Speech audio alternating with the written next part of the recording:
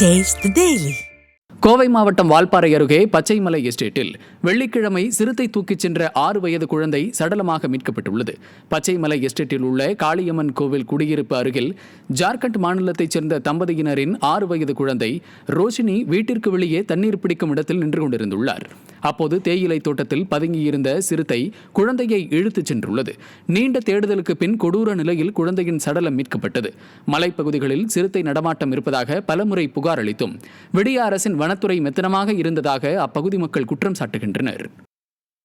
கரூர் மாவட்டம் திருநெய்வேலி ஊராட்சிக்கு உட்பட்ட தென்னவராய நல்லூரில் அரசு பள்ளி மைதானத்தில் மாணவர்களுக்கு விபத்து ஏற்படும் வகையில் திமுக நிர்வாகி கொட்டி வைத்துள்ள ஜல்லி குவியலை அப்புறப்படுத்த வேண்டுமென கோரிக்கை எழுந்துள்ளது. அரசு ஊராட்சி ஒன்றிய துவக்கப்பள்ளி விளையாட்டு மைதானத்தில் திமுக நிர்வாகி கருணாகரன் விபத்து ஏற்படுத்தும் விதமாக டன் கணக்கில் ஜல்லிக்கற்களை குவித்து வைத்துள்ளார்.